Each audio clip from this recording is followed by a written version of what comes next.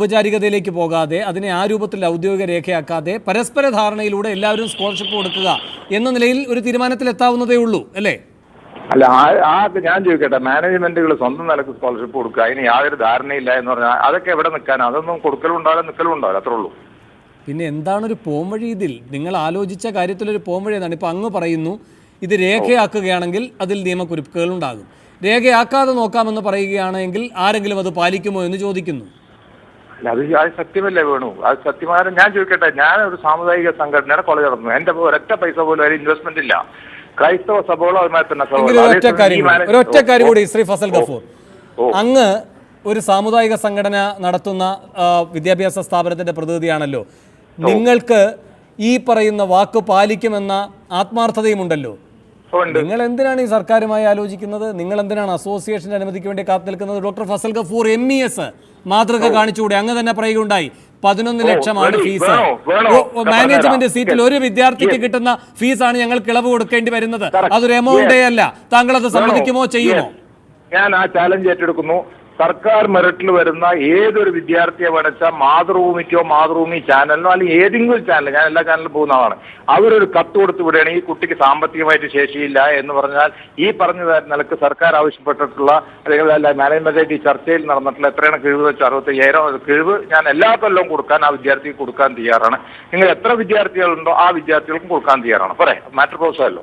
വലിയ കാര്യം. ഒരു അല്പം നേരം കൂടി ചർച്ചയിൽ തുടരണം. ഒരു കാര്യം കൂടി, നിങ്ങൾ ഈ ചർച്ച നടത്തുന്ന ഏതെങ്കിലും ഒരു ഘട്ടത്തിൽ 45,000 മുതൽ 50,000 രൂപ വരെ ഉള്ള ഒരു വിട്ടുവീഴ്ച നമുക്ക് ചെയ്യാം.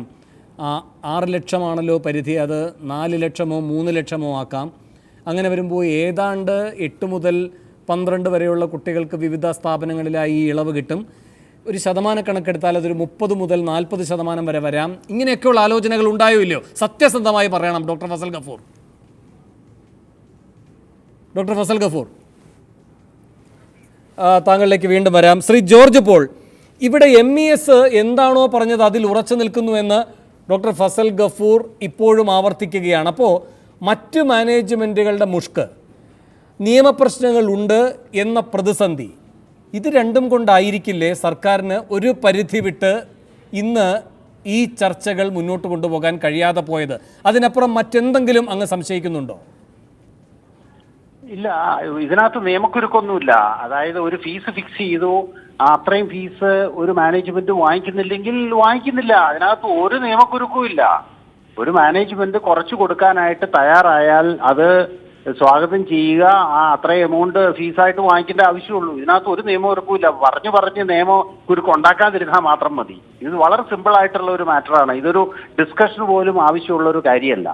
ഫീസ് കുറച്ച് സ്വന്തം മാനേജ്മെന്റിന് ഇപ്പോൾ 4 ലക്ഷം രൂപ ഫീസ് വെച്ചു, പക്ഷേ സ്റ്റുഡന്റ് വരുമ്പോൾ 2 ലക്ഷം മതി എന്നുണ്ടെങ്കിൽ 2 ലക്ഷം വാങ്ങിച്ചാൽ ഒരു പ്രശ്നം ആരും അതിനകത്തൊരു തടസ്സവും പറയാൻ പോകുന്നില്ല.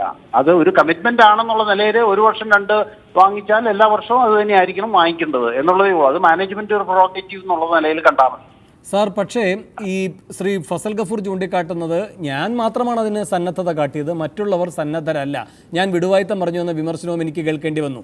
അങ്ങനെ ഭൂരിഭാഗം മാനേജ്മെന്റുകളും ഒരു നിലപാടെടുത്താൽ പിന്നെ ഒന്നും ചെയ്യാൻ കഴിയില്ലല്ലോ. പിണറായി വിജയൻ ആഗ്രഹിച്ചാലും ഒന്നും ചെയ്യാൻ കഴിയില്ലല്ലോ സാർ. അല്ല, അത് ഗവൺമെന്റ് ഇത് ജനങ്ങള് ഈ ചർച്ചകൾ, ഈ സ്വാശ്രയവുമായിട്ട് ബന്ധപ്പെട്ട ചർച്ചകൾ കേട്ട് വളരെ ക്ഷീണിതരാണ്. ഇത് ഭരിക്കുന്ന ഗവൺമെന്റ് ഉത്തരവാദിത്തോടു കൂടി മനസ്സിലാക്കിയിട്ട് അതിന് എവിടെയെങ്കിലും കൊണ്ടുവന്ന ഒരു ശാശ്വതമായ ഒരു പരിഹാരം ഉണ്ടാക്കുന്ന ഒരു നില കാണേണ്ടത് ഗവൺമെന്റ് ഉത്തരവാദിത്തമാണ്. അതുപോലെ തന്നെ ഒപ്പോസിഷനും അതിനുള്ള ഉത്തരവാദിത്വമുണ്ട്, മാനേജ്മെന്റുകൾക്കും ഉണ്ട് ഉത്തരവാദിത്വം. എന്താണെങ്കിലും ഡോക്ടർ ഗഫൂർ 40,000 രൂപയെങ്കിലും, 40,000 രൂപ വലിയ കുറവൊന്നുമല്ല, പക്ഷെ എന്താണെങ്കിലും അതും സ്വാഗതം ചെയ്യണമെന്നതാണ്. 40,000 രൂപ കുറയ്ക്കാനായിട്ട് ഡോക്ടർ ഗഫൂറിനെ പോലൊരു വ്യക്തി തയ്യാറായെങ്കിൽ തീർച്ചയായിട്ടും മറ്റ് മാനേജ്മെന്റുകളും തയ്യാറാവുന്നുള്ള കാര്യത്തിൽ യാതൊരു സംശയമില്ല. അതിനനുസരിച്ചുള്ള ഞങ്ങൾ 5 ലക്ഷം രൂപ ആവറേജ് ഞങ്ങൾക്ക് ഫീസ് കിട്ടുമ്പോൾ അവർക്ക് 7 ലക്ഷം രൂപയുടെ ഫീസിന്റെ പാക്കേജാണ് കൊടുത്തിരിക്കുന്നത്. ഈ 50-50 അറേഞ്ച്മെന്റ് എന്ന് നിർത്താനായിട്ട് സാധിക്കുമോ അന്ന് ഇതിനൊരു ശാശ്വത പരിഹാരം ഉണ്ടാവുകയുള്ളൂ.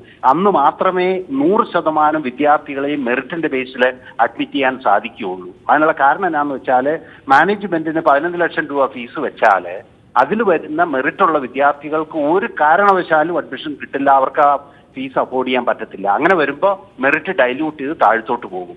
ഇതാണ് ഇവിടെ സംഭവിച്ചുകൊണ്ടിരിക്കുന്നത്. അതിന്റെ കൂടെ ക്യാപിറ്റേഷനും ശരിയാണ്. ശരി സാർ, പക്ഷേ അങ്ങ് പറയുന്നു ഡോക്ടർ ഫസൽ ഗഫൂർ ഇങ്ങനെ ചെയ്താൽ ബാക്കിയുള്ളവരും ചെയ്യുമെന്ന്. എന്തുറപ്പാണ്? അല്ല, അത് എന്ന് പറഞ്ഞാൽ അതിന്റെ കാരണം എന്നാന്ന് വെച്ചാൽ അതിനുള്ള ഫീസ് കൊടുത്തിട്ടുണ്ട് ഈ എഗ്രിമെന്റ് അനുസരിച്ച്. ശരിയാണ് സാർ, പക്ഷേ അതിന് തയ്യാറല്ല അവരെന്ന നിലപാടിലാണ്. മാത്രമല്ല ഇനി ഇത്തരം ഒരു ചർച്ചയേ ഇല്ല എന്നാണ് അവർ പറയുന്നത്. അല്ല, അതിനകത്താണ് ഗവൺമെന്റിന്റെ സ്കില്ല് നമുക്ക് കാണേണ്ടത്.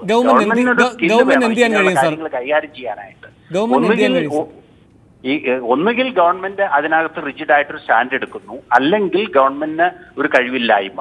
ഇത് രണ്ടിൽ ഏതെങ്കിലും ഒന്നാണ് എന്നാണ് എന്റെ ഒരു വിശ്വാസം. സർ, ഗവൺമെന്റിന് ഇതിൽ എന്ത് ചെയ്യാൻ കഴിയും?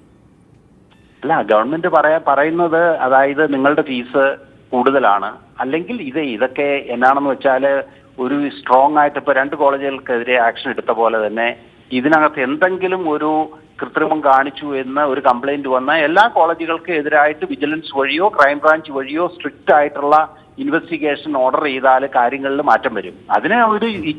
അതിനുള്ള ഒരു ദൃഢ ചിന്ത ഗവൺമെന്റിന് ഉണ്ടാകുമ്പോൾ മാത്രമേ ഇത് മാറുകയുള്ളൂ. ഇത് ഗവൺമെന്റ് സാമൂഹ്യ നീതിയുടെ പേര് പറഞ്ഞ് 50% ഒപ്പിട്ടതോടുകൂടി പിന്നെ മാനേജ്മെന്റിന് സ്വല്പം ഫ്രീഡം കൊടുത്തിരിക്കുക. അപ്പൊ അങ്ങനെ വരുമ്പോൾ ഇതുപോലുള്ള കാര്യങ്ങൾ സ്ഥിരമായിട്ട് നടക്കും. ഇത് എല്ലാ വർഷവും കണ്ടിന്യൂ ചെയ്യും. ഇതിനുള്ള ശാശ്വത പരിഹാരം ഗവൺമെന്റ് ആഗ്രഹിക്കുന്നുണ്ടെങ്കിൽ ഞാൻ പറഞ്ഞ ഏകീകൃത ഫീസ് ഏറ്റവും റിയലിസ്റ്റിക് ആയിട്ടുള്ള ഫീസിലേക്ക് കുറച്ചുകൊണ്ട് ഒരു നിശ്ചയ ശതമാനം, കാരണം NRIയിൽ കുറച്ച് സർപ്ലസ് കിട്ടും, ആ സർപ്ലസ് ഫണ്ട് കൊണ്ട് ഒരു 10%നോ 15%നോ കൺസെഷൻ കൊടുക്കുക. ബാക്കിയുള്ള പാവപ്പെട്ട വിദ്യാർത്ഥികൾക്ക് ഗവൺമെന്റ് കോളേജിൽ എടുക്കുന്ന 1300 സീറ്റിലുള്ളവർ മുഴുവനും പാവപ്പെട്ടവരാണെന്ന് പറയാനൊക്കുമോ? അതിൽ 75% ധനിക കുടുംബത്തിൽ നിന്ന് വരുന്ന വിദ്യാർത്ഥികളാണ്. അവർക്ക് എന്തിനാണ് ഈ ടാക്സ് പേയേഴ്സ് മണി കൊടുത്ത് ഈ 25,000 രൂപയ്ക്ക് പഠിപ്പിക്കേണ്ട ഉത്തരവാദിത്വം ഗവൺമെന്റ് തന്നെ? അങ്ങനെ പഠിപ്പിക്കുകയും ചെയ്യുന്നു, എന്നിട്ട് ഒരു ബോണ്ട് എക്സിക്യൂട്ട് ചെയ്യാൻ പോലും അവർ തയ്യാറില്ലാതെ റൂറൽ സെക്ടറിൽ വർക്ക് ചെയ്യാൻ ഡോക്ടേഴ്സിന് കിട്ടുന്നില്ല എന്ന് കംപ്ലൈന്റ് പറയുന്നു. ഇതൊക്കെ എല്ലാവരും ഇരുന്ന് ചിന്തിച്ച് ഇതിനൊരു ശാശ്വത പരിഹാരം കാണാൻ സാധിക്കുമെന്നുള്ളതിന് യാതൊരു സംശയമില്ല. രാഷ്ട്രീയം മാറ്റിവെക്കുക, റിയലിസ്റ്റിക് ആയിട്ട് കാര്യങ്ങളെ കാണാനായിട്ട് എല്ലാ സ്റ്റേക്ക് ഹോൾഡേഴ്സും തയ്യാറാകുമ്പോൾ ഇതിനൊക്കെ പരിഹാരം ഉണ്ടാവും. ഞാൻ താങ്കളിലേക്ക് തിരികെ എത്താം. താങ്കൾ ടെലിഫോൺ ലൈൻ തുടരണമെന്ന് ഞാൻ അഭ്യർത്ഥിക്കുകയാണ്. ശ്രീ ഫസൽ ഗഫൂർ ഇപ്പോൾ വീണ്ടും ടെലിഫോൺ ലൈനിൽ. ശ്രീ ഫസൽ ഗഫൂർ, ഈ 40 മുതൽ 50,000 വരെ വേണമെങ്കിൽ ഇളവാകാം. ഈ പറയുന്ന 6 ലക്ഷം എന്ന പരിധിയിൽ നിന്ന് 4 ലക്ഷമോ 3 ലക്ഷമോ ആക്കാം. അങ്ങനെ വരുമ്പോൾ ഏതാണ്ട് 8 മുതൽ 12 വരെ കുട്ടികൾക്ക് അതിൻ്റെ ആനുകൂല്യം കിട്ടും. ശതമാനക്കണക്ക് നോക്കിയാൽ അതൊരു 30 മുതൽ 40% വരെ ആകാം ഈ സ്കോളർഷിപ്പ് ആനുകൂല്യം അങ്ങനെ കിട്ടുന്ന വിദ്യാർത്ഥികളുടെ എണ്ണം. ഇങ്ങനെയൊക്കെയുള്ള ആലോചനകൾ ഉണ്ടായി എന്നാണ് അറിയാൻ കഴിയുന്നത്. ഇല്ല എന്ന് അങ്ങ് ഓരോ കാര്യങ്ങൾ നിഷേധിക്കുന്നുണ്ട്. ഈ കാര്യവും ഉണ്ടായിട്ടില്ലേ? വേണു, ഇതിപ്പോ എന്താ ഉണ്ടായിരിക്കുന്ന വെച്ചാൽ ഈ പ്രശ്നങ്ങൾ വന്നപ്പോ എന്റെ തലയുടെ മുകളിൽ ഇത് മുഴുവൻ വന്ന് വീണ് ഞാനൊരു അഭിപ്രായം പറഞ്ഞു. ഞാൻ വേണു എന്റെ കാര്യം ഇപ്പൊ തന്നെ നമ്മുടെ ജോർജ് പോൾ സംസാരിക്കുന്നു. ഈ speaking like Madho Singh the reformed criminal, മനസ്സിലല്ലേ, who went and surrendered before Jayaprakash Narayan. 13 കൊല്ലങ്ങൾക്ക് മുമ്പ് ഇവരൊക്കെ എന്താ ചെയ്തിരുന്ന ഒരുമിച്ച് ഇവരെത്ര കോളേജുകളിൽ കുട്ടികളെ പുറത്താക്കിയിട്ടുണ്ട് അന്നത്തെ ഇതിൽ നിന്ന്. ഇതൊക്കെ വെറുതെ പറഞ്ഞു. ആ പുറത്താക്കിയ കുട്ടികളെ എങ്ങനെയാണ് അവർക്ക് വേറെ അഡ്മിഷൻ കൊടുത്തുകൊണ്ടല്ലേ ഇവർ തിരിച്ചെടുത്തത്? നമ്മളിപ്പോൾ വലിയ നല്ല പോലെ എന്ന് വെച്ചാൽ അതിലോട്ട് നമ്മുടെ സൈദ്ധാന്തിക വിഷയങ്ങൾ ചർച്ച ചെയ്തിട്ട് എന്താ കാര്യം? അതല്ല ഇഷ്യൂ ഇറക്കുന്ന ഇപ്പൊ നിങ്ങൾ ചോദിച്ച ചോദ്യമാണ്. ഇതിലിപ്പോ എന്താ പറ്റിയത്? എന്താ പറയാ, അയ്യതനീതിൽ എന്ന് പറഞ്ഞ കാര്യം എന്റെ മുകളിൽ വന്നിട്ട് അത് വീണ്. എന്താ കാരണം വെച്ചാൽ ഞാനിങ്ങനെ അഭിപ്രായം പറഞ്ഞു പറഞ്ഞിട്ട് അപ്പൊ ഉടനെ വലിയ ചർച്ചകൾ കേരളത്തിൽ നടന്നു. ഞാൻ പറഞ്ഞാണോ ചർച്ച ചെയ്യാൻ? ഇല്ലല്ലോ. പല ഫോർമുലകളായിട്ട് പല ആൾക്കാർ പറയുന്നു ഇങ്ങനെ ആയിക്കൂടെ അങ്ങനെ ആയിക്കൂടെ എന്നൊക്കെ പറഞ്ഞുകൊണ്ടിരിക്കുന്നു. ഞാൻ ചെല്ലപ്പോൾ അസോസിയേഷനിലെ പല ഫോർമുലകൾ ചർച്ച ചെയ്യുന്നു.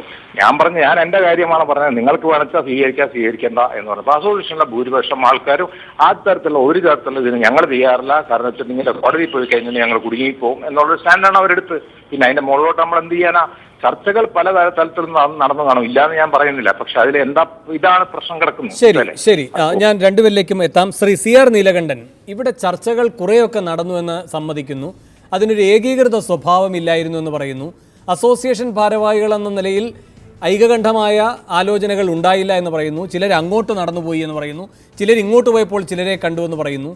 ഇതാണ് ഇന്ന് നടന്ന ചർച്ചയുടെ സ്വഭാവമായി മാനേജ്മെൻറ്റ് പ്രതിനിധികൾ, ചർച്ചയ്ക്ക് സർക്കാർ വിളിച്ച പ്രതിനിധികൾ, ചർച്ച ചെയ്ത് സർക്കാർ കരാർ ഏർപ്പെട്ട ഈ പറയുന്ന മാനേജ്മെൻറ്റിൻ്റെ പ്രതിനിധികൾ ഇന്ന് പറഞ്ഞുകൊണ്ടിരിക്കുന്നത്.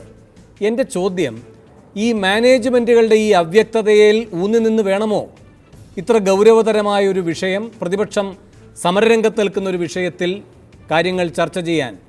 മുഖ്യമന്ത്രിക്ക് മറുപടി പറഞ്ഞുകൂടെ? വേണ്ട, വാർത്താക്കുറിപ്പിറക്കിക്കൂടെ? എന്തായിരുന്നു നടന്നത് എന്നതിനെ സംബന്ധിച്ച് ആരോഗ്യമന്ത്രിക്ക് സംസാരിച്ചുകൂടെ? അപ്പോൾ ഇതൊന്നുമില്ലാതെ ഇന്ന് ചർച്ചയിൽ പങ്കെടുത്ത മാനേജ്മെൻറ്റിൻ്റെ പ്രതിനിധികൾ ചിലർ സംസാരിക്കാൻ തയ്യാറായതുകൊണ്ട് ഇപ്പോൾ കിട്ടി. ഡോക്ടർ ഫസൽ ഗഫൂറിനെ കിട്ടി, കൃഷ്ണദാസിനെ കിട്ടില്ല, ഫോൺ ഓഫാണ്. മറ്റ് പ്രതിനിധികൾ ചർച്ചയിൽ പങ്കെടുക്കില്ല. എന്തുകൊണ്ട് ഇങ്ങനെയൊരു ദുരൂഹത സർക്കാർ സൃഷ്ടിക്കുന്നു?